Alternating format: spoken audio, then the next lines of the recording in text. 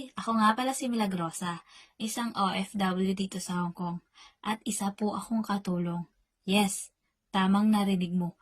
Katulong ang trabaho ko dito. Parang bumabantingin mo sa akin dahil salitang katulong ah. E di, pasosyalin natin. Hi, I'm Mel.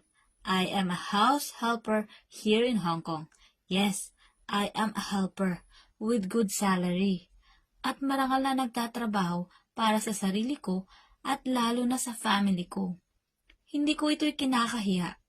Kumakayod ako ng tama, nakakapag-provide para sa family ko.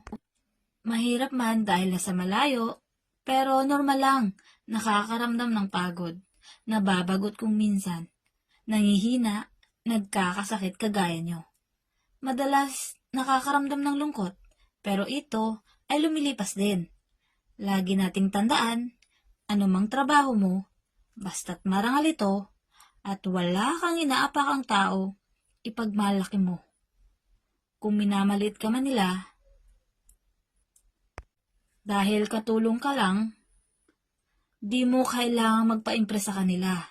Darating din ang araw, re-respetuhin ka nila, lalo na't makita nilang nakakaangat ka na. Kaya, ikaw, kung mababa yung tingin mo sa akin, okay lang yon. Diyan ka masaya. Basta ako, katulong man at mababa sa iyong paningin, ang importante, hindi ako palamunin. Gets?